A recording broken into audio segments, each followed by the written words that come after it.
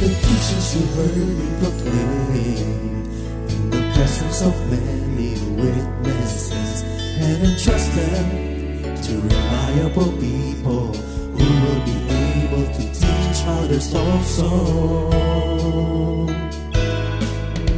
Take the teachings you heard me proclaim in the presence of many witnesses, and entrust them to reliable people who will be able to teach others also.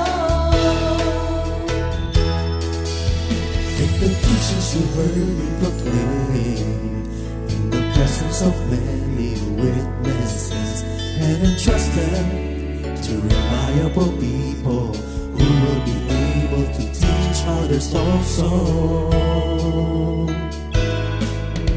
Take the teachings you heard me proclaim in the presence of many witnesses, and entrust them to reliable people who will be able to teach others also. 2 Timothy 2:2. Hallelujah, 2 Timothy 2:2. Praise the Lord. 2 Timothy 2:2. You and me, let us proclaim the gospel. 2 Timothy 2:2. Hallelujah. 2 Timothy 2:2. Praise the Lord. 2 Timothy 2:2. You and me, Let us proclaim the gospel of Jesus Christ. Take the teachings you heard me proclaim in the presence of many witnesses, and entrust them to reliable people who will be able to teach others also. take the teachings you heard me proclaim in the presence of many witnesses, and entrust them to reliable people who will be able to teach others also. 2 Timothy 2:2. Hallelujah, 2 Timothy 2:2. Praise the Lord. 2 Timothy 2:2. You and me, let us proclaim the gospel. 2 Timothy 2:2.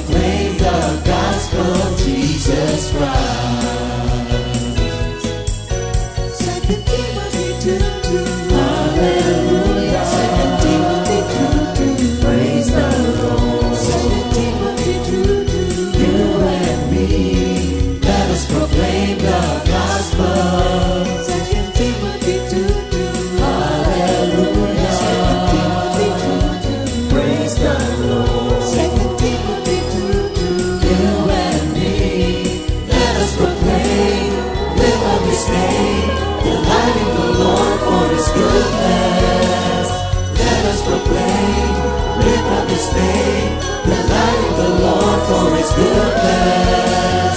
Let us proclaim with of His name, delighting the Lord for His goodness and His love.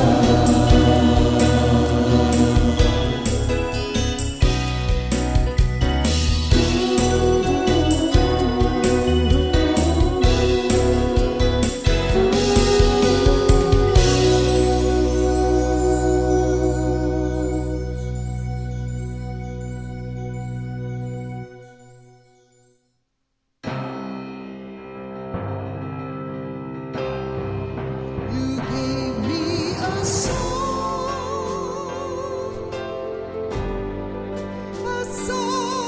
of love, my Lord. My voice rises up as a fountain, bringing life to my longing soul. You gave me a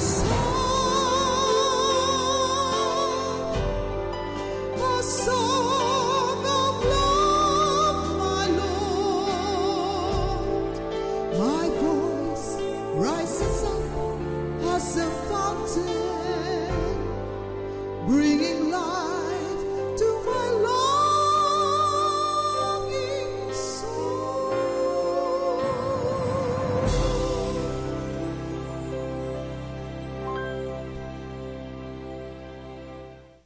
Good morning, Jesus! Magandang umaga po sa bawat isang na kasama namin at makakasama pa namin hanggang mamaya sa bagong segment, bagong episode ng Awit ng Pag-ibig. At sa umagang ito, may mga kasama akong halata ba ako pinakamatanda kasi puro bagets yung mga kasama ko dito. Pero before we start, I'd like to request Sister Diane to open us in prayer. Let us all remember that we are in the most holy presence of God. Lord, thank you, Lord po for this day, for this time po na pinagsama-sama niyo po kami. Thank you for placing us in this generation for a purpose. Guide our hearts and conversations today po, Lord, and help us live out our faith boldly and sincerely. We love you, Lord, in Jesus' name. Amen. Ayan. Very interesting po yung topic natin. It's still part of the family. Pero ang gusto natin bigyan ng diin ay yung, kasi nagiging parang, lalo sa edad namin, it's more of generational gap. So we would like to understand who or what a Gen Z is. Yan. Marami tayong naririnig na, ay, Gen Z kasi yan. Ayan. Sometimes negative, sometimes positive. So itong lahat ng kasama ko actually they fall under the category of Gen Z. Ayan. Pero bago tayo dumako dyan, pakilala muna ang bawat isa at bate-bate. Mamaya na yung ladies first. Lian. Hello po. So, ako po si Lian Salvacion. Oh, bate ka naman. Hello po. Sana may matutunan po kayo sa masasabi ko at sa mga kasama ko ngayon. Yeah. Hello po, ako po si Sister Diane, anak po ako ni Brother Doddy at ni Sister Venus. And comfy member since birth. And shoutout po sa pamilya ko, Balangkit family, kay ate po sa Qatar, at sa mga kaibigan ko po. Okay. Good morning, Jesus. Ako po si Cromwell Batalier, anak ni Brother Roger and Sister Leia, 20 Ayan. years old. Ayan po. Okay. Talagang kailangan ba banggitin yung age? Gen Z po. Gen Z, okay. So sa umagang ito, minsan kasi pag sinabi, ay Gen Z yan, so ganyan yan. Pero yun na, gusto nating tignan and explore, no? Na sino ang isang Gen Z Christian? At sabi ko nga, itong mga batang ito, since they fall under that category, napakagandang i-explore at malaman din sa inyo. And we would like to start by, yun na nga, I'll be parang feeding you with some facts and data about Gen Z. And I just want you to react. Bahala kayo kung gusto niyo mag-react. Huwag lang kayong magwawala, okay lang. Okay?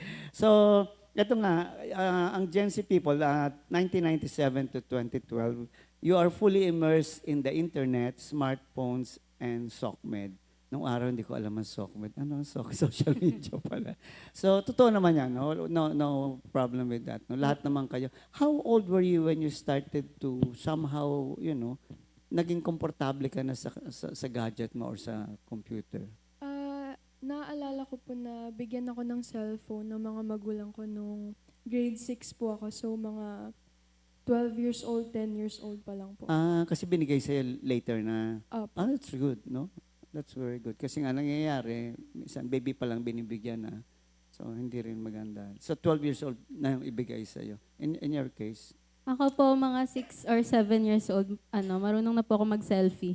Pero ilang taon? 6 or 7 po, mga grade 1 or 2. Mm. Pero po, nagkaroon po ako ng sariling phone nung grade 7 na po ata ako. 12 years old po. Oo. Pero you were quite comfortable with the gadget, no? Yes. Kami kasi mga tatandang, anak, namalay na pindot ko. Opo. Laging kayo to the rescue. Si, Cromwell. Brother Akin po, Cromwell. ganun rin po. Mga grade 7 rin po ako nagkasariling phone kasi kailangan na po nun sa school eh. Ano po yun, hybrid na po yata nung Oo, time. nag-start na kayo mag-online na Opo. class.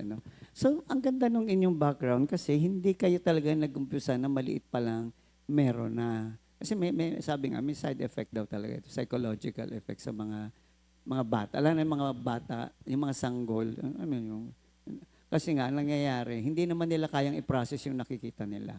So that affects the brain talaga. No? Anyway, kaya tinanong ko yung kasi comfortable with technology, multitasking and learning online. Walang problema siguro sa technology. Sa multitasking, sino sa inyo talaga nag-multitasking? So, sa base po muna sa definition ng multitasking. So, parang gumagawa ka po ng dalawa or more na bagay during one situation. Oo. Personally po, hindi ko po siya lagi ginagawa. Pero parang sa panahon po ngayon, hindi na siya naiiwasan. Kasi In what sense? parang ako po ay nag-aaral po ako habang gumagawa ng mga council work. So parang officer po ako ng council. So habang nag-aaral po ako, meron po akong ibang kailangan gawin. So napagsasabay ko po siya. Pero grabe stress nun. Sobra po. Okay. Siguro we'll talk about the stress later on. Pero yun na nga, multitasking. So parang kailangan, parang ganun. At, again, how old are you? 17 po. 17. Ako po, most of the time, school works, sorry po. Sa school works din po, sa mga activities po. Pero, minsan po, school works, tas nanonood po ako ng Netflix. Pero most of the time po talaga, pinagsasabay ko po yung iba't ibang activities at the same time. Kasi po, sa due date po, sabay-sabay po yung due date. Or kinakram ko lang po. Pero minsan hindi ko naman po kinakram, pero sabay-sabay po talaga yung due date. Kaya kailangan po talaga siyang pagsabay-sabayan din gawin. The demands of the academics, parang ganun. Parang mas matindi yata ang demands ng academics ngayon. Kasi during our time, pwede kami mag-chill kahit pa paano. Parang, well, siguro kasi scholar ka, hindi ba? You're a scholar. Lian are you a scholar? Hindi. No po. Oo. Pero yung Academic achiever po. okay. So, ganun din. Okay. Crom. Ako po, di po ako multitasker kasi as much as possible, gusto ko po yung mga ginagawa ko, magawa ko po ng efficient. Tapos, ayun, pag may ginagawa po ang activity sa school, ni patugtog po di ko po ginagawa kasi mabilis po ako ma-distract. Again, madali kang ma-distract pag? May maingay po or patugtog. So, kasi iba sa inyo, di ba, you want music, di ba, kailangan bukas yung television. In your case, ayaw mo. Opo, gusto ko po tahimik lang para mas nandun po yung focus ko sa ginagawa ko. Anong effect nito for so young na you become achievers, right? But the point is there's a price to pay. How do you balance that? Paano mo siya binabalance? Sabihin na natin, how do you balance your spiritual life with all those things that you have to do? Paano mo siya binabalance? Anyone can answer. Ako po, nakalaan po talaga yung Sunday for fellowship, yung mga prayer meeting po. Kasi po kapag po morning may fellowship, sa ano po, evening, mayroon po kaming prayer meeting. Sa yun- bahay. sa kami po nila Sister Nene, yung mga youth po. Sorry. Oo. Sige, Yes go. po. Ayan po, yung time po talaga na yun, para po kay Lord, hindi po ako nag-aaral sa time na yun. Parang hindi mo siya kino-compromise. How about the two? Meron po kasi ako talagang tendency na ma-immerse sa trabaho. And super thankful po ako sa pamilya ko kasi pinapaalala nila sa akin na magpahinga ka muna. Alam mo, mas importante pa rin yung pamilya kaysa dyan sa trabaho mo. So parang napapakita po nila sa akin na there's more important things in life than just studying. And super always thankful po ako dun. So, yun sinasabi minsan na, okay, achievements are good, but baka naman you're paying a high price for that. So, in your case, it's more on the spiritual. Sa'yo is more yung relational, no? Sa family mo na binabalanse mo na nakikinig ka kasi sa kanila. No? Last time I interviewed her, talagang nararamdaman ko yung desire mo na you want to come even closer with your family members. No? Nung huli tayong mag-awit ng pag-ibig. So, ano ko yun? Maganda yun kasi maliwanag sa'yo, may impact sa'yo yun. Eh. Si Cromwell. Akin po organized po kasi yung ko sa school. 6 days may pasok po kami minsan. Pero yung Sunday po talaga lagi po yung free kasi ayun, may fellowship. Tapos rest. Ayun po yung lagi. Tatanong Sabbath ko, day. nasaan ang social life niyo? May social life pa ba kayo? Yung social life po, nakakasama na siya dun sa pagpasok sa school po. So, You have friends in yes school. po. So habang nag-aaral, may kasama ka pong nag-aaral na, yun po. So at least kahit pa paano, hindi lang puro aral-aral, may interaction. Ito, ewan ko kung may social life. Ako po, medyo ganun din po. Kasi nga po, student assistant po ako. 6 a.m. nasa school na po ako. Tapos work. Tapos mga 1 hour break po. Doon po ako kasama ko po yung friends ko. Kasi po same po kami nang nasa work. And tapos sa school po. Tapos 15-minute break. Doon lang din po ulit ako nakikipagsama sa mga friends ko. Tapos So yun. very short talaga yung social interaction, ano? Yes po. Dahil nga nagmumultitasking kayo. Si Cromwell. Akin ganun rin po, sa school rin po kasi pag nandito po kasi ako, di po ako mahilig gumala eh. Mas gusto ko pong natutulog na lang. Okay. So nagpapahinga sa na school, lang. Sa school po, ayun. Mas mga tropa. so may barkada karera, no? So at least nababalanse yon, no? Hindi yung talagang kumbaga ando na lahat and everything. Kasi tinitingnan natin dito, ang sabi kasi, ang disadvantage ng multitasking is you cannot focus anymore plus the stress that it gives you. Kaya sinasabi siguro ng parents mo, oy, pahinga ka naman. And we always say that kasi may nagsabi sa akin, ang tawag sa kanya lifestyle specialist, hindi siya doktor, pero he takes care of the physical side. Sabi niya, yung inutang mo ngayon na dapat gamitin mo sa pagtanda mo, yung energy and everything, babayaran mo yan later on. So siguro magandang tignan din yon na wala kang hindi babayaran. So kung inutang mo yung sobrang wala kang pahinga, puro ka puyat, all of these things are impacting your health, pati mental health. Okay? And kung hindi tayo mag-iingat, eventually, babayaran mo yung pagtanda mo. So, tingnan natin din yan. Walang masama again. Walang masama sa achievement. Walang masama dyan. Pero be careful with the multitasking to the point na minsan hindi mo na makita ano talaga ang mahalaga sa'yo. Parang nangyari na lang is, sige, tapusin ko. Alam mo ba yung parang walang malinaw na purpose? I mean, I'm talking here of being a Christian. So, holistic ang pinag-uusapan natin dito. No? Kaya namin pinag-uusapan ito kasi nga, there are young people who are watching right now. And parang look at it again.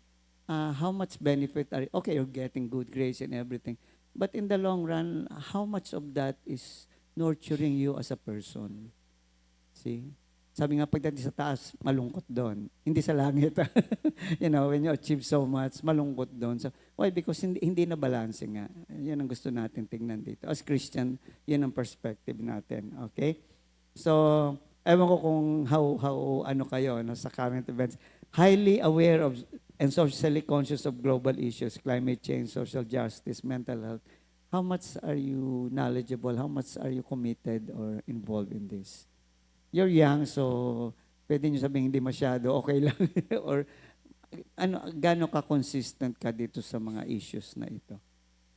Ano po, as Gen Z, meron nga po kaming social media. Parang lahat naman po ng Gen Z may cellphone. Meron po kaming social media accounts. And yung mga trending po, yung mga social issues, climate change, mabilis po siyang mag-trending. Mabilis po siyang lumabas sa mga phone po nating lahat. So, madali lang po maging aware para sa isang Gen Z sa mga ganun po na issue.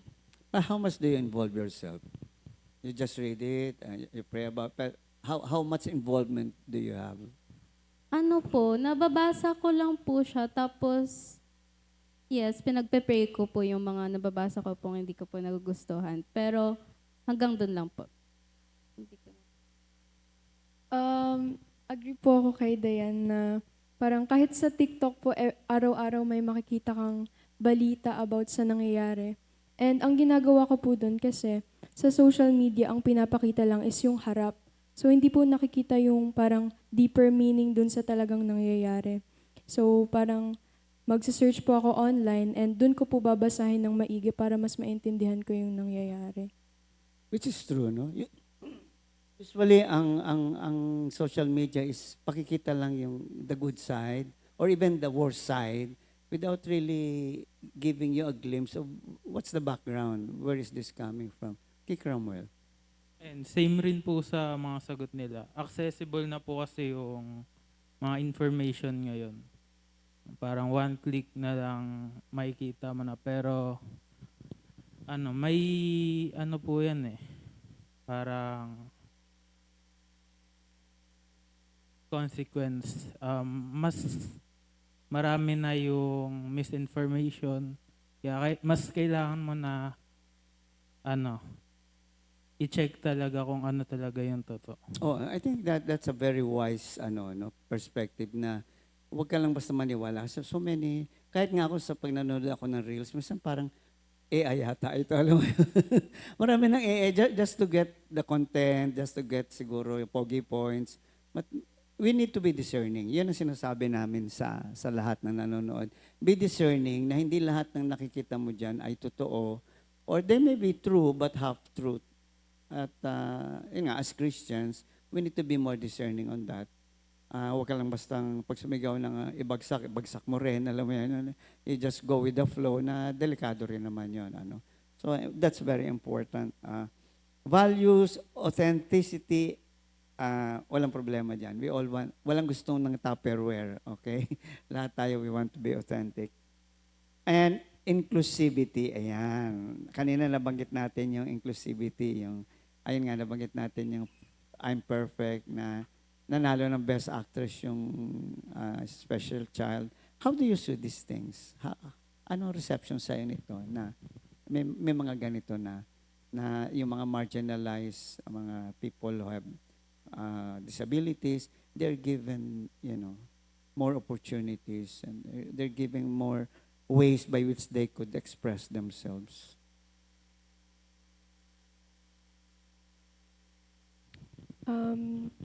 Parang it is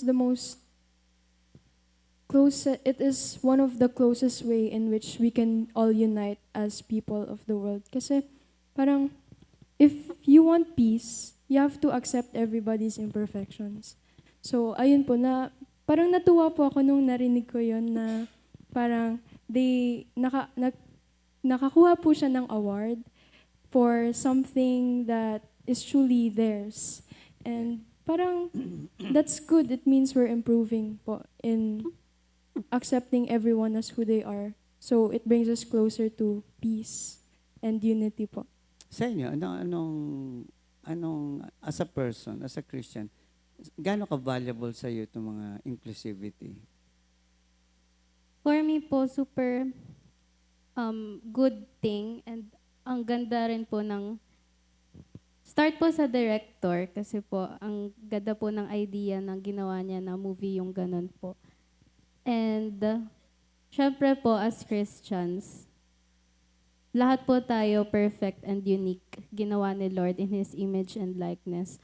So, sobrang ganda lang po talaga ng idea ng movie po na yun. Kasi minamahal po natin lahat ng kinds of people. Cromwell. Para sa akin, mahalaga po yung may mga ganong na-start na mga movie kasi nababawasan na po yung discrimination pag may ganito ang ang tawag dito. Yun na nga, yung hindi na yung Condition. ay ano yan abnormal yan ay may ganito yan. Wala nang ganun. Well, during our time that was not the case. No? In fact, you're a butt of joke pag mga ganun na may ay duling, ay pilay, Pero siguro nagmamature na rin at least the civil society is maturing. That's very important to us as Christians because that's our advocacy. That's the biblical advocacy. No? Kaya nga God so loved the world. So sabi nga walang discrimination. Kaya ko tinatanong to is gusto kong makita yung hindi lang maganda yun. Pero ikaw mismo as a person, how do you see people who are different from you? Na paano mo sila ina-accommodate sa buhay mo? Paano mo sila binibigyan ng entry sa buhay mo sa mga ganitong sitwasyon? So, hindi lang ito yung movie. Hindi yung mga tao na may mga diferensya. Alam mo yun. We're talking here of empathy. Would you like to maybe give an example? Did you have any experience ba or anything about that? So, dun po sa pagsasabi natin na disability, people always think na it's a physical thing, di ba? Parang meron ka po, di mo po to kayang gawin kasi wala kang kamay, wala ka pong paa. So, limited yung movement mo. But at the end of the day, we all still have the same big heart. So, parang sa sense po na yun, we learn to love each other. Parang, ito pong example. Sa school po namin, meron kaming autistic na tao. And autistic po siya. Hindi po kami close, pero lagi niya po Classmate mo siya? Opo. Talaga? Opo. So, di po kami close, pero lagi niya po akong kinakausap. Binibigyan niya po ako ng maliliit na chocolates. Ganyan. This is a guy or a girl? Guy po. Okay. He's a guy. And parang he showed me na even people with disabilities know how to love. And because of that, I want to accept him and love him more. Kasi napakita niya sa akin na you may be disabled, but the love is not. Ayun po. True. Kasi ang gusto natin makita is, not because we are Christians, pero dapat parte ng buhay natin that we can show appreciation na yung giftedness ng tao, na hindi natin titignan yung disability niya, kundi yung gift niya as a person, at yun nakita mo na-appreciate mo yun. Kasi yung iba, ano ba yan, ba't di ko kakausapin yan, disabled yan, or something like that. Which was way back during our time, medyo ganon. No? Ngayon nga, mas enlightened. Hopefully, hindi lang enlightened, mas godly sana. Pero at least sa start na nagagawa na nating ma-appreciate yung parang naiiba sa'yo. Kasi normally, di ba, parang awkward, parang how would I handle this person, di ba? How would I treat this person? But as Christians, siguro masyado ng cliche yung love one another, but that's the meaning of loving one another. To accommodate that person, not just accommodate, but to bring in that person into your life, hindi dahil sa ano paman. And as Gen Zs, inabot nyo yan. See, yan yung kulturang inabot nyo na napakaganda. Na sana ay mas tignan nyo pa. Ganun pa talagang impact sa akin nitong nangyayaring ito. Na especially, makakamit at makakamit ka ng mga ganyang klaseng tao. And as Christians, ang laki ng impact nito dahil malalaman nila Christian ka. Alam mo yun? They expect much from a Christian, whether you believe this or not. Kasi usually pag nagkamali, sabihin, di ba Christian yan? Ganong kataas ang kahit sabihin mong may mga nagkikriticize sa atin as Christian, especially young people. Pero sa totoo lang, ang standard, pag sinabing Christian, sobrang taas ng standard. So I'm asking this question para ikaw mismo is, tanong mo rin sarili mo, if I'm given that situation, how would I react? Okay? So, isa pa dito na gusto natin tingnan yan, again, mental health awareness. Kaya siguro nababanggit ito, ang daming yung depression, ang daming, I don't know how you define depression, ang daming suicidal. Tanong, as young people, why? Bakit maraming palagay nyo, on your observation, bakit ang daming suicidal, ang daming depressed? Ano po, minsan po kasi, di ba po nasabi ko nga po kanina, nasa social media, mabilis po kumalat yung mga, ganun po, mabilis po kumalat yung terms na ganun, yung depression, suicide, anxiety, stress. Pero yung iba po, kahit, kunwari po, mabasa lang po nila yung term na yon, tapos konting, hindi naman po talaga applicable sa kanila, pero, po, parang inaano na po nila sa sarili nila na ganun sila. Kunwari, depressed po, ganun. Para kumbaga, may mga symptoms, ay, meron ako niyan, meron Opo, ako niyan. ganun. Na to the point na minsan, nagiging, tawag dito, na hindi naman yung situation niya, pero masyadong nabibigyan ng diin na feeling mo, ganun ka na rin. Dahil po sa nakikita po sa social media. Dahil sa nakikita. Ayun ang nga sinasabi natin, di ba? Hindi lahat ng nasa social media, totoo. And sometimes, siguro in a sense, because of the pressures, no? Mas matindi ang pressure. I don't know. Lian. Based po sa mga na-experience ko with my friends and with other people, they have the wrong perspective po. Parang, On what? they see the bad things, pero hindi nila naiintindihan na these bad things are what makes you a better person tomorrow. So parang yung struggles nila, they let them control, yung problems na yun, they let it control them. So yung mental health nila, bumababa dahil nga po sa maling perspective nila. So wala po silang guidance. Yun siguro nga, no? Kulang sa guidance na to the point na nakikita mo lang yung negativity ng situation. Yun ang kagandahan ng Christian. We base it on the promises of God. We look at the perspective of God. May Romans 8:28 tayo na sa ikakabuti ko to eh. Lalago ako dito eh. Di ba?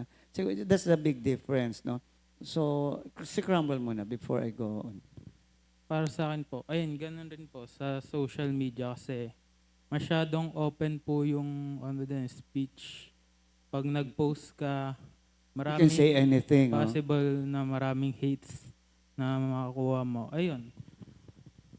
Parang isa yung cause para sa akin na na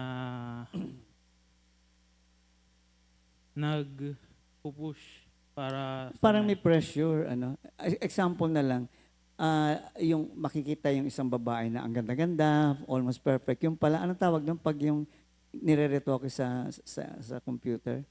Editing po. Filter po. Ine-edit niya yung mukha niya. Ano tawag? Filter po. Oh, filter. May term pa dyan, I forgot. So minsan, papakita sa iyo yung ganda-ganda, almost perfect. Tapos madedepress ka kasi, hindi ako ganyan, right? Ay, wala akong ganyan. Kasi wala namang nakakita tayo sa SOCMED na, ay, ang pangit ko, or what, di ba? Yung failures, di ba? Makikita mo puro, parang lahat perfect. So talaga minsan ang tendency, especially sa young person, ang tendency mo, hindi ako ganun. Anong take nyo doon?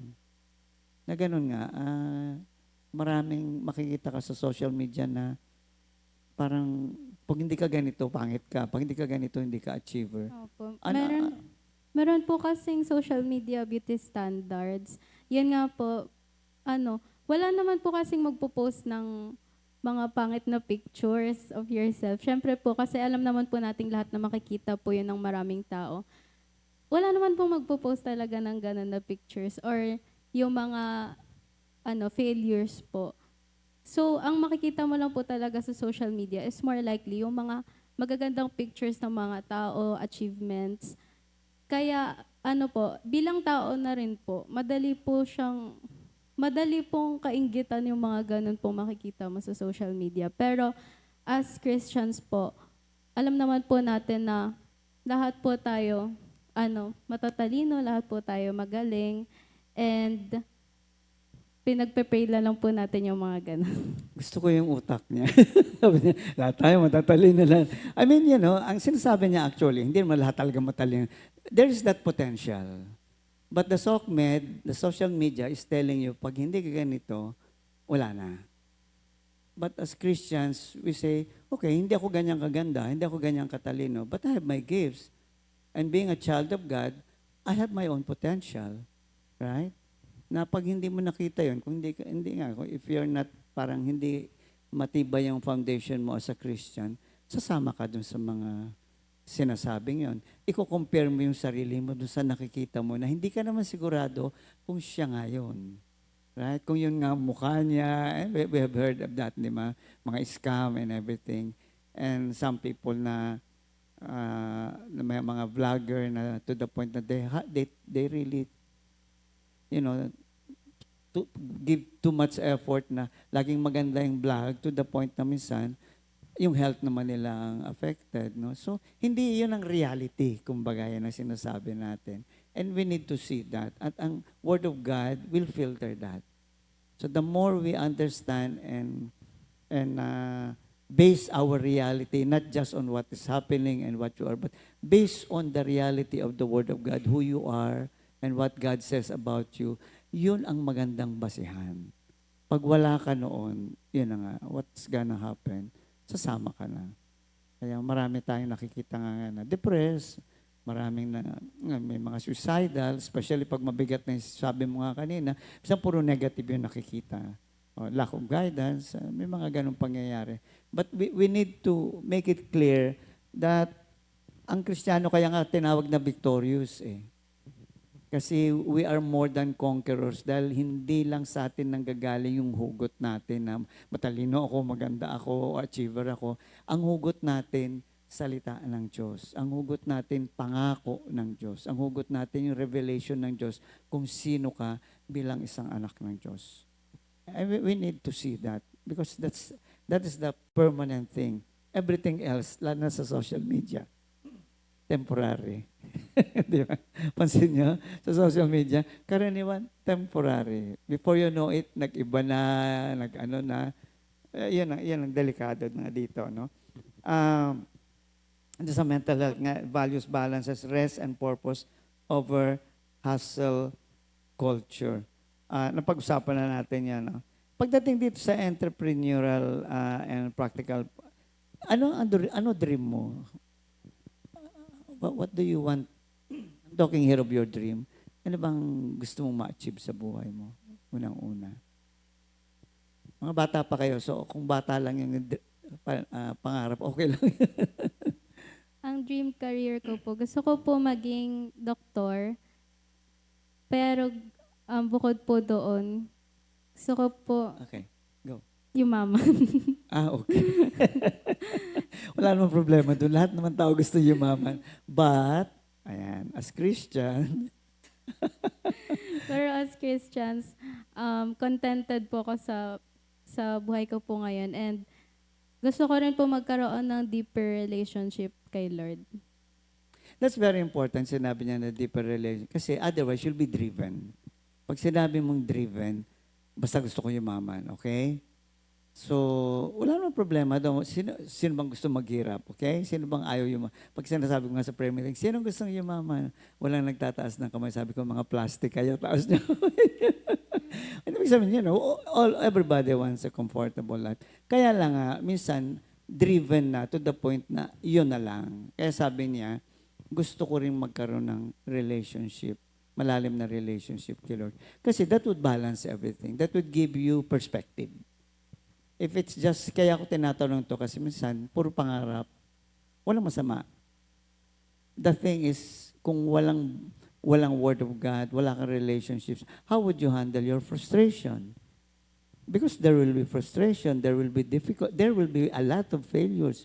Lahat ng naging successful na yan went through failures.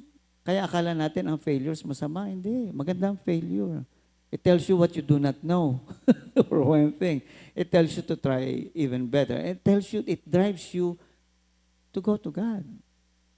If, if you see that as part of your life, na makita mo, itong failure to, hindi ito failure.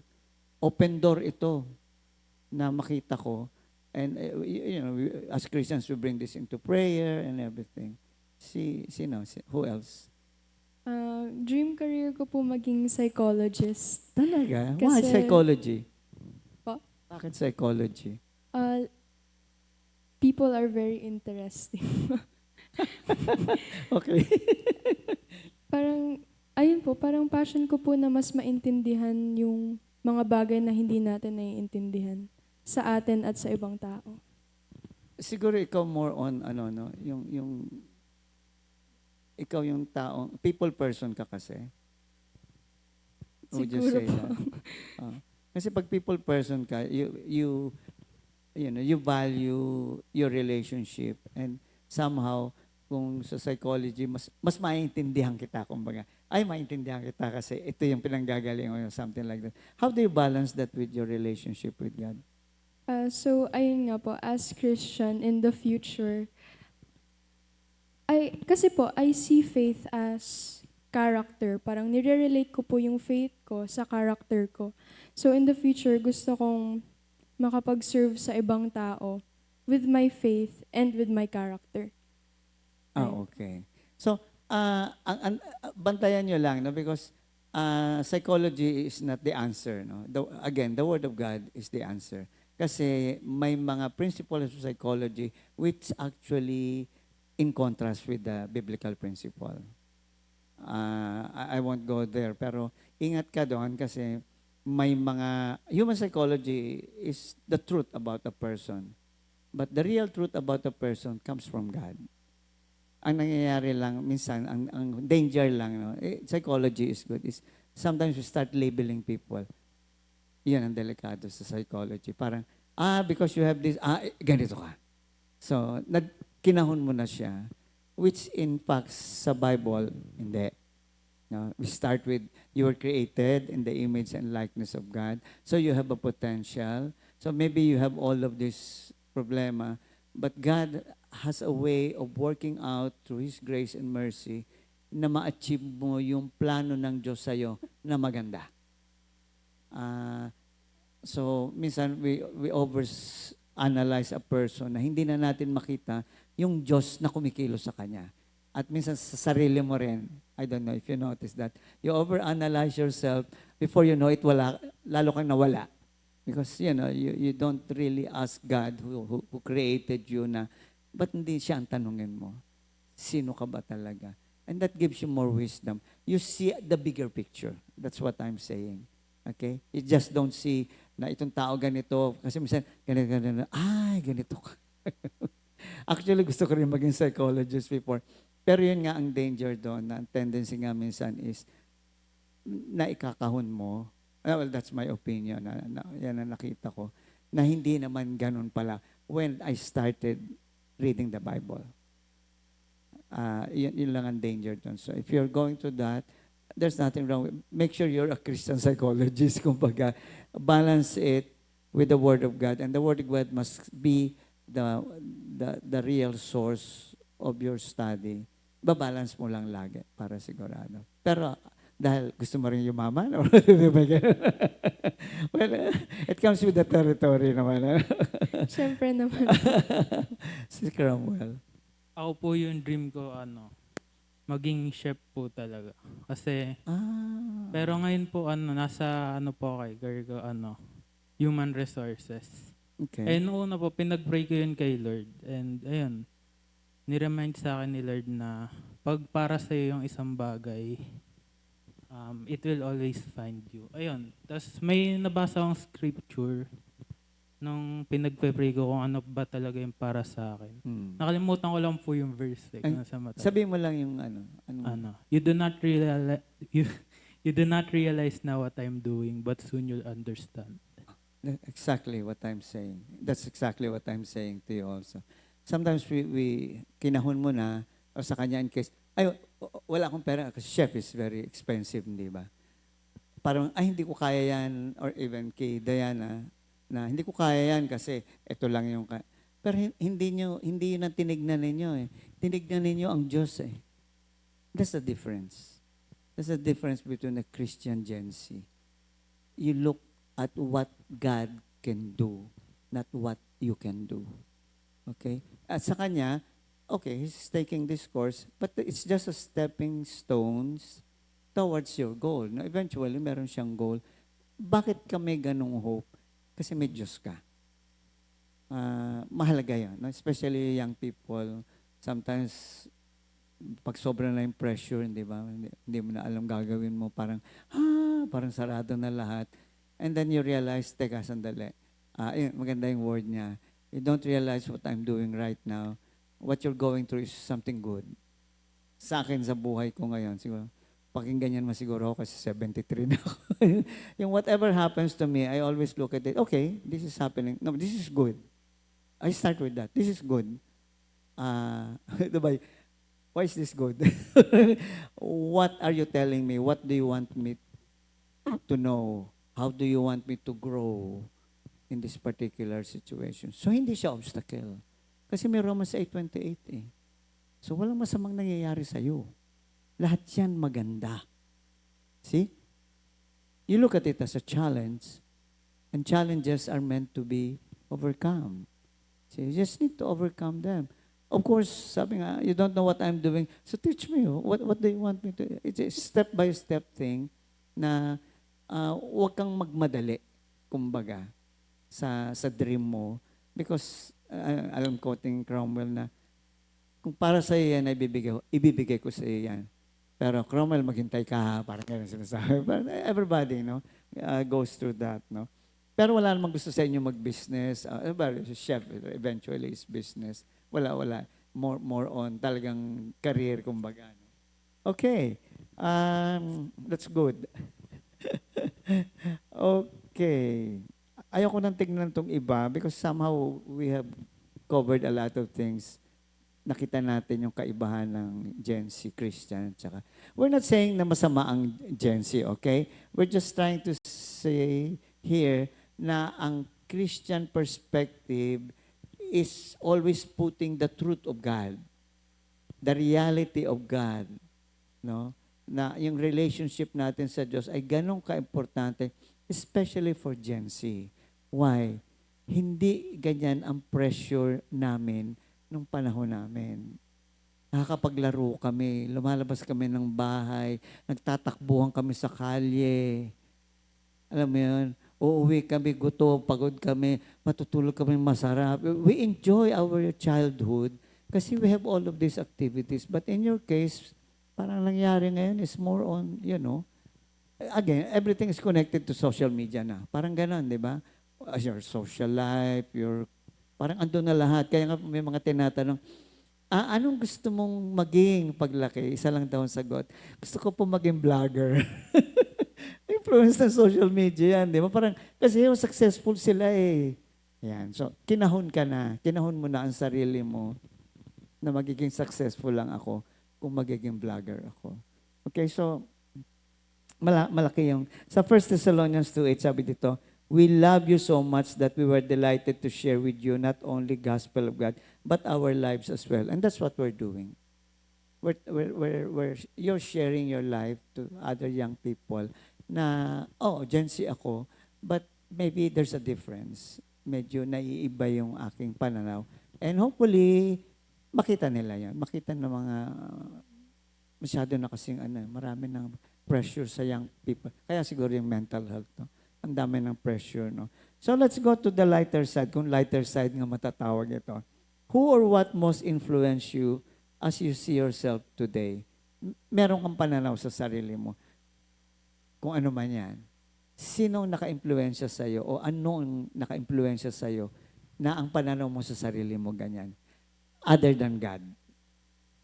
Kasi alam ko lahat tayo sabihin natin dyan, okay? What? So may what naman or who?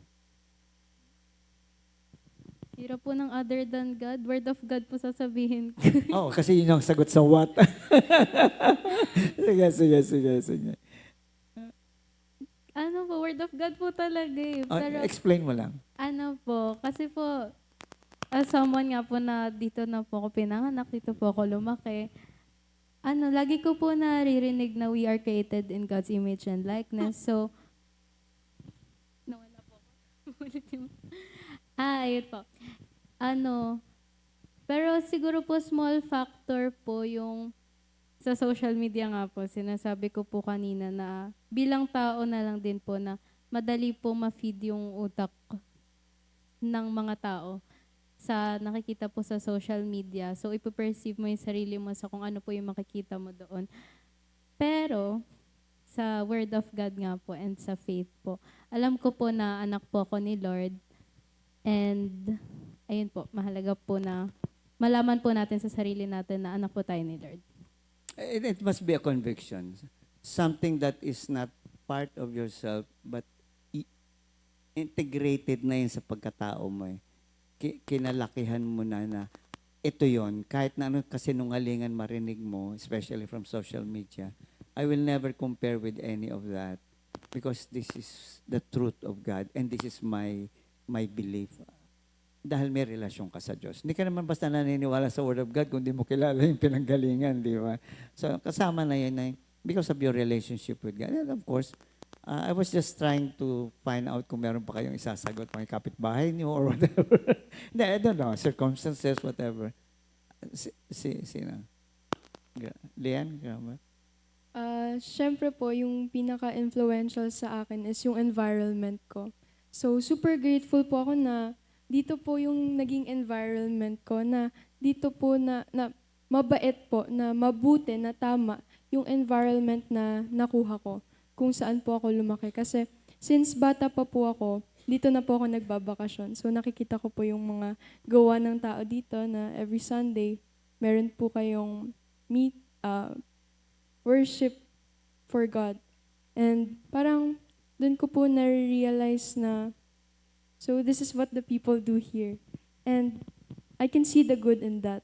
And I want to be included in that. So parang nai-influence ako sa environment na yun. Which is a good environment, by the way. Kasi yung formative years ninyo, kayong tatlo dito di ba? So parang mas, kumbaga sa sponge, mas madali kayo nakaka-absorb kasi bata pa kayo, nakuha nyo na yan. Kahit ako, kasi I came in later na here sa center, nakita ko yung difference talaga ng nakatira dito. Na ibang-iba Hindi dahil nagpapakabait kayo, kundi integrated na sa Cromwell, ikaw. What or who? Ako po, relate rin po ako sa sagot nila na social media, environment. Pero yun sa akin po yung pinakaunang nilagay ni Lord is yung family. Ayun, nag-shape ng confidence, in-encourage ka na mas mapalapit ka kay Lord. Ayun po. Oh, siguro, because you're here and your family is staying here. Pero maganda yung sinabi niya, yung family niya mismo ang nag-build up. Well, these are Christian parents, no? So, tinulungan siya. Kasi pwedeng, nandito ka sa environment na to, pero yung parents mo, hindi, alam mo yun, hindi sila rara boys and rara girls sa'yo. Pero sa'yo, nakita mo yon na okay, nandito ako sa environment na ito, pero ang laki nung contribution ng parents ko kung ano ako ngayon, kung anong tingin ko sa sarili ko. And that's really very important. No?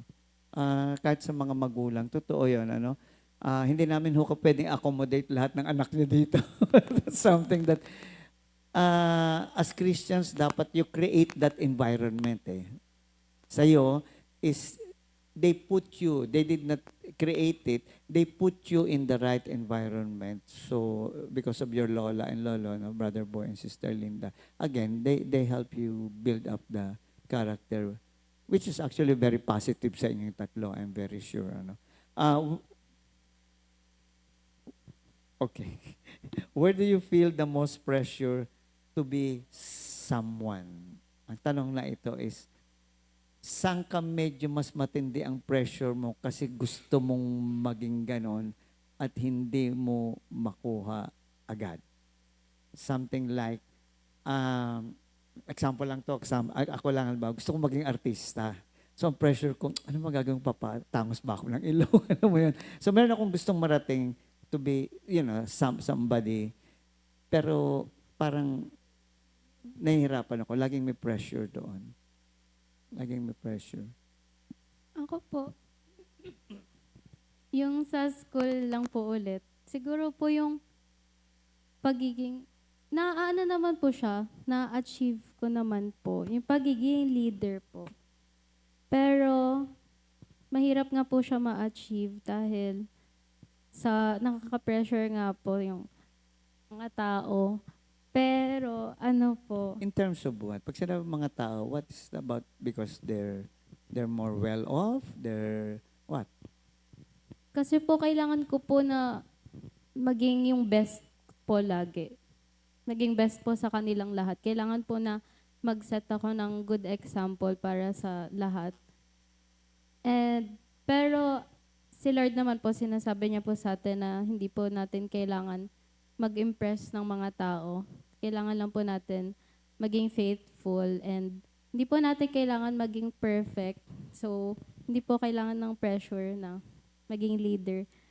Pero, kasi ang nagmamatter lang naman po is yung tingin sa atin ni Lord. Humanly speaking, totoo yun. No? Hindi maalis yun. Tao pa rin naman tayo na minsan, you try to achieve something which is beyond you already. Yung bang naglalagay ka ng standard na hindi naman hinihingi sa'yo, pero ikaw nagkukos ng pressure na yon. Especially, these are well-off families, di ba? But ang kagandahan sa kanya is they has that confidence coming from God na, just na mismo nagsasabi sa'yo na, okay, you don't have to impress them with anything. Pero may pressure pa rin. And that pressure is good, by the way. Because it keeps you on your toes. Di ba? It keeps you alert na, okay, niligay ka ng Diyos dyan, you have a responsibility and accountability. Pero at the end of the day, sabi niya, hindi, bahala si Lord. Andun pa rin yung gratitude na, salamat nilagay mo ako dito. Okay, may pressure, pero gusto ko to. sa inyong dalawa. So, yung pinaka matinding pressure ko po is sa sarili ko. Since meron po akong naset na expectation sa sarili ko. Kasi ayun nga po, na-mention ko po kanina na gusto ko pong nire-relate yung faith ko sa character ko. Para makita po na iba na ito yung faith ko, nakikita nila sa akin, nare-reflect sa akin to other people. So, kapag hindi ko po nagagawa ng maayos yon, lalo na po since leader din po ako, katulad po ni Dayan, marami pong nakakakita sa akin. Marami pong nakakarinig sa mga sinasabi ko. So kapag may nasasabi po ako or may nagagawa po akong mali, nade-disappoint po ako sa sarili ko. Kasi nakikita nila ako na, no, I have to be this person kasi nai-influence sila. So kapag may ginagawa akong masama, may matinding possibility po na sila rin gagawa ng gano'n. How do you handle that? Forgiving myself po kasi syempre di naman po ako perfecto. Pero sinasabi ko po na okay, na mali na to, nangyari na to, so wag mo na gagawin ulit. Oo. Alam mo, don't hear what I'm not saying. Pero anong privilege ng ganyong bata pa kayo? You have the privilege to make mistakes. Imagine mo naman kung 73 na ako, tapos kung ano ba pinaggagawa ko. Di ba? Hindi ko na sinasabi unforgivable. But this is the time when you are exploring, you're experimenting. This is the time when you're really just discovering your potential, your strength. So, enjoy it. Enjoy it. And don't give too much pressure na dapat ganito ako. Actually, wala nagsasabi sa atin. I used to be like that when I was younger. Pinahirapan mo, kasi siguro naubos ang buhok ko dahil sa gano'n. you put too much pressure on yourself na hindi naman pala kailangan kasi wala naman nagsasabi sa'yo. Ikaw lang ang nagpupumilit na dapat perfect na ako, dapat ganito na ako. And ingat ka doon kasi the devil plays, he can play a major role on that. That gives you inferiority complex, that gives you frustration, that gives you desperation, discouragement. Number one weapon of the enemy is discouragement. So, ingat ka doon na pag dumadating ka sa discouragement, remember, that's not coming from God. So, ano lang yan, mindset yan na as you read the Word of God, you're strengthened with your relationship with God, nawawala na yun. It's more of acceptance of sino ako ngayon. See? Ibig sabihin, magbabago pa ako. Bata pa ako, marami pa akong malalaman. So, tama yung sinabi mo, Lian, patawarin mo sarili mo, di ba? Because you will not see what God is doing if you keep on looking at the failures. Look at the possibilities. Are you hearing? Look at the possibilities. Because in those failures, there are possibilities. Di ba sabi ni Lord, when I close the door, I open another door, or a window, or whatever. So what God is saying, I'm closing that. Kung nainis ako sa sarili ko, hindi mo nakita may pinto ang bukas. So, look at the bigger picture. Not just the failure. Kaya nga sinasabi natin kanina, puro failures na yung nakita. So, mental health issue talaga. Sa ating Christian talaga, ang ganda we're in the light, so kita mo na, teka, sandali, nasa darkness ako maliito. Ba't ko kailangan sisihin ng sarili ko? Okay. Enjoy the journey, sabi nga. It's not the end of the world. Sabi, I used to do that. It's not the end of the world. So, move on. Move on. Para makita mo na, marami pa magandang mangyayari. Again, mental health issues pag walang ganun. Si Crom. Meron ka bang ganun? Sa akin yung pressure po, dahil nandito po tayo, sa akin yung calling. Lalo lahat po ng What do you mean calling? Yung calling po dito, Na magbe-preacher? lahat po tayo may calling yun. What do you mean calling? Kung ano po yung ginagawa natin sa community. Okay. So, go ahead.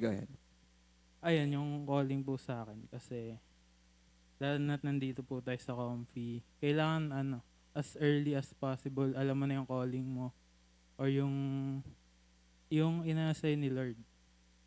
Kung anong gusto ng Lord na mangyari sa buhay mo. Okay. Again, you're young. Okay? This is not the time to really make those big decisions. This is a time of exploration, discerning, praying. Kahit yung mga pangarap nyo yan, pwede pa magbago pa yan.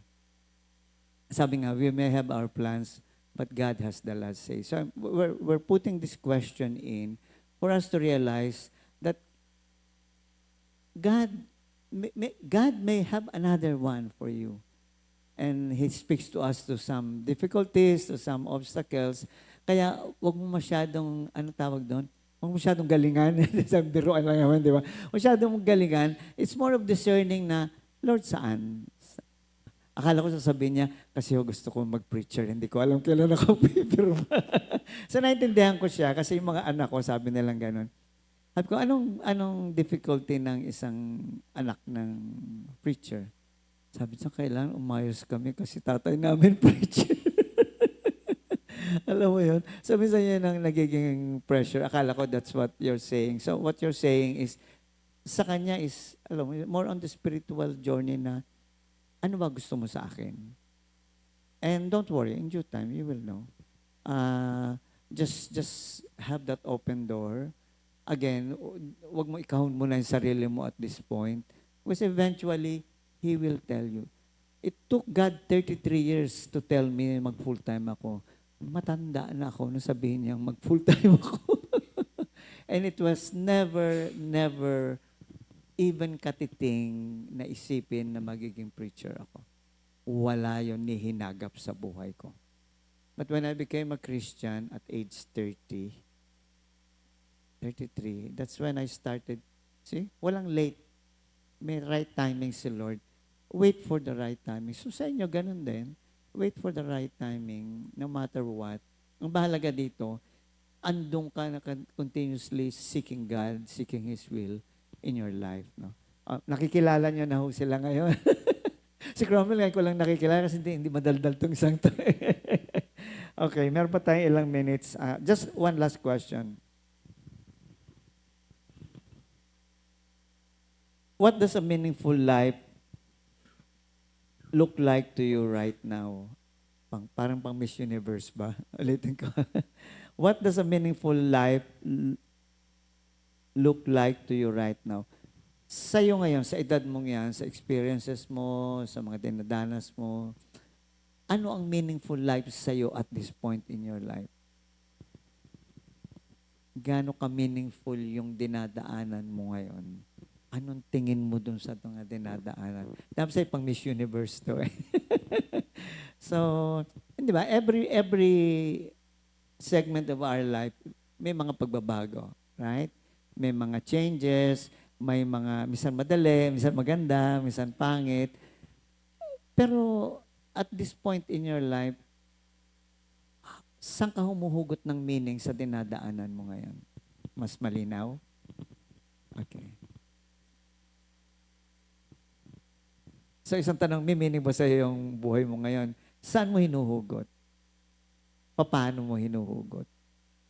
So, for me po, yung nagbibigay ng kahulugan sa buhay ko ngayon is, syempre po, si Lord, siya po yung pinaka nasa taas. Pero, dito po sa baba is yung pamilya ko po. Like, sila po yung nagiging rason kung bakit araw-araw nagtatrabaho ko ng maayos. Tsaka, para sa kinabukasan ko din po.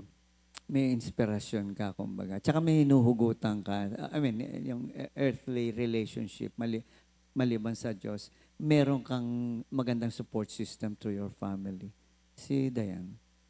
For me po, a meaningful life is a life lived with God at the center. Na hindi naman po mahirap na nangyari sa amin kasi nga po dito na nga po kami lumaki. Kaya ever since pa lang po, gano'n naman na po talaga yung life po namin. Si Lord po talaga yung nasa center. And nakakatulong po doon yung mga prayer meeting, fellowship, lahat po ng yung mga outreaches po. Lagi, sumasama rin po ako sa mga outreach po nila mama sa Bulacan po. Ayun po, malaking tulong po siya. So yung pinaka-lifestyle mo ang nagbibigay sa'yo ng meaning, eh, no? Yung the whole thing, no? At ang maganda nga sa inyo is parang, alam mo yun, ibinigay na sa inyo lahat as a young person, eh. Nandun na, eh. Buong sangkap, kumbaga. Kaya talagang lalabas sa bibig mo talaga, si Lord. Kasi yun talaga, eh. Yan talaga, no? So no matter ano yung mga obstacle, ano yung mga hindi mo naintindihan, you go back to God. Right? Nakakaingit kayo, actually. Cromwell. Ayan, yung sa akin rin po, katulad din sa kanila, yung makita mo kung gaano ka blessed ni Lord. Gano? Blessed ni Lord. Ikaw? Opo. Tapos, ayan, nakikita ko na nandun si Lord para i-guide ka. Ano yung, gusto ko yung, ano yung ibig sabihin mo na papaano ka blessed ni Lord? What do you mean? Ano yung sinasabi mong blessing? Yan, nag-start ka sa, di naman wala, pero, nag-start ka na, ganito pa lang, tapos yan, bless ka ni Lord na, You mean yung spiritual blessing? Okay. Okay.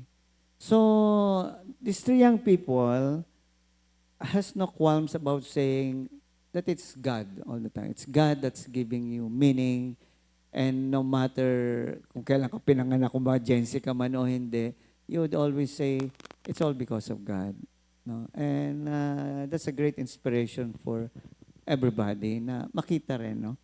Na sa Diyos talaga mag-uumpisa eh. Without God in your life, you don't find meaning, you don't find direction actually. At sa mundong ito, marami kang challenges na pag hindi ang Diyos ang inuna mo, talagang kahit na lahat ng effort gawin mo, talo pa rin at the end of the day. Ayan, no? Sige, babati muna ako para, ito na yung break natin actually. Bati muna tayo. January 31, okay, kayo yung last, tayo yung last, tapos next month is Love Month na, eh, no? Okay.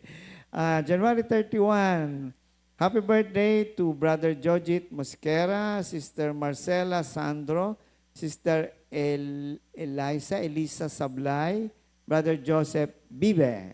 Si Brother Joseph Bibe. Happy anniversary, Brother Demos and Sister Heidi Cabreros, and Brother Edgar and Sister Melvi Tungkab. Happy birthday po and happy anniversary.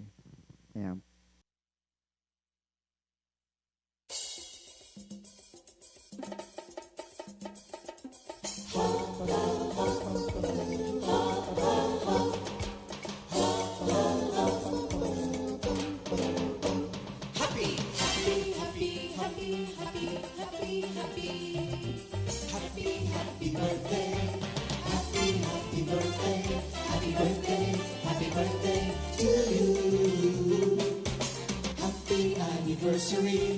Happy anniversary, happy anniversary, happy anniversary. Happy anniversary. May the good Lord bless and keep you, may the Lord's light shine upon you. Happy anniversary to you. Happy birthday to you.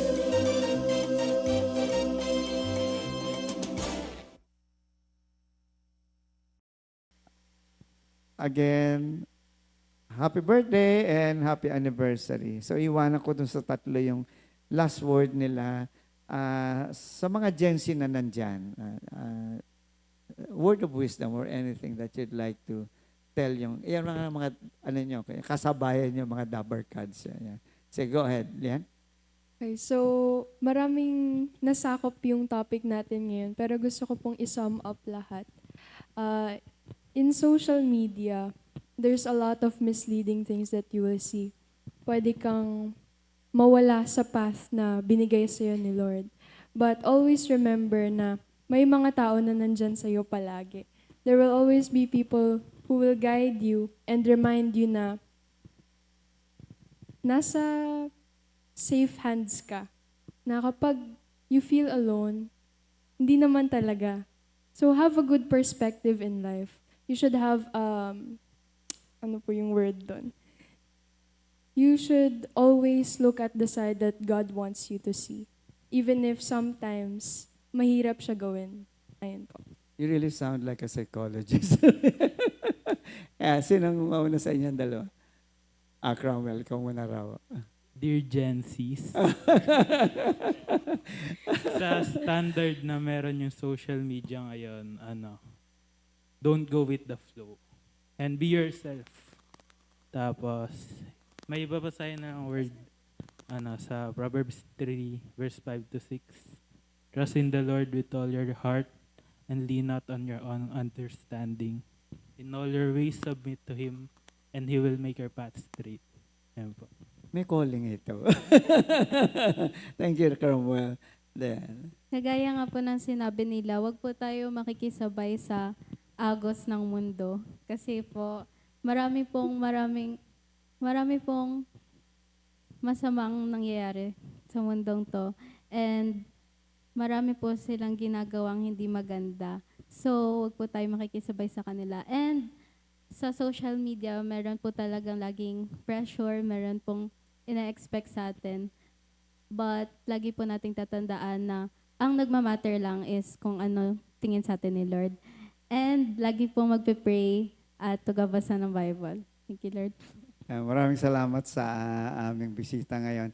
I've learned a lot. Every time naman may ganito, I also learn from you. Kasi siyempre, generational gap.